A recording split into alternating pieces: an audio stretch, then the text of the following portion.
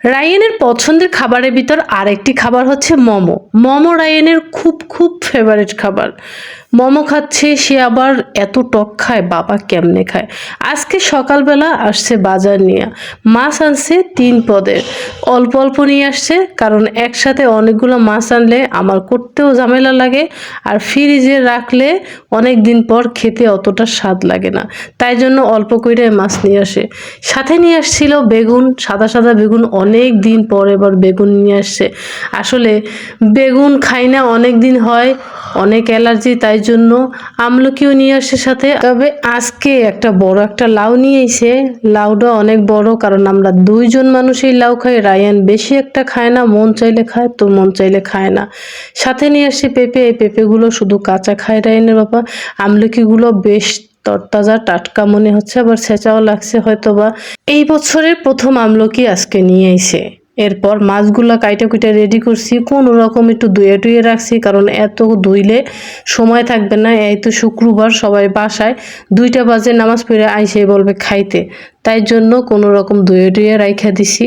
তবে এই পুঁটি মাছগুলো রায়নের বাবার খুব ফেভারিট খাবার। পুঁটি মাছ দিয়ে যদি লাল শাক রান্না করে দেয়, সে খুব মজা করে খায়। এরপর তো রান্না করতে আইসি, ছেলেটা আইসে ব্যাগরা দিতে। ও বাসায় থাকলে আমি রান্না করতে বসলেই ও বলে যে আম্মু আমি একটু রান্না করবো, তো কর। খুন্তি দিয়ে গুতাগুতি শুরু করেছে, রান্না করতে পারে ও, নাকি অনেক রান্না করতে পারবে।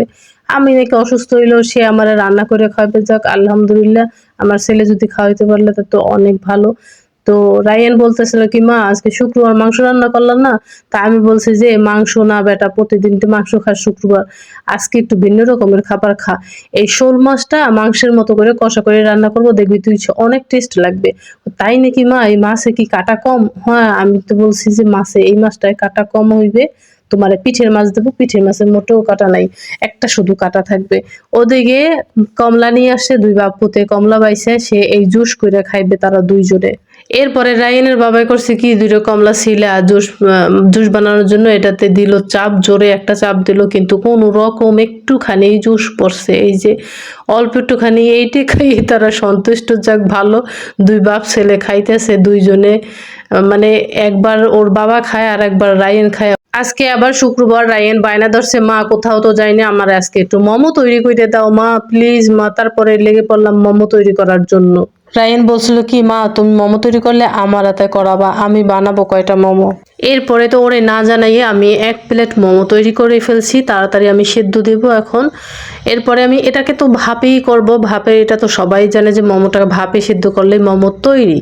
তাই আজকে আমি ফ্রাই প্যানে কিছু পানি দিয়ে এটাতে ভাপে তৈরি করে ফেলছি। আগে তো রাইস কুকারে দিতাম, রাইস কুকারটা একটু সমস্যা হয়েছে, তাই জন্য রাইস কুকারে দিই নেই, ফ্রাই প্যানেই মোমোটা তৈরি করে ফেলছি।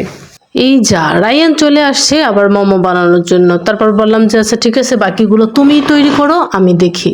প্রথম যে মোমোগুলো দিছিলাম সেগুলো আমার মোমো শেষ রান্না করা। রায়ান তো এখন বসে খেতে। রায়ান যা টক খেতে পারে কি আর বলবো বাবা, আমিও পারি না। মেয়ে মানুষের যে টক খায়, রায়ান যে অতিরিক্ত টক খায়, কেমনে যে এগুলো খায় আমি বুঝি না।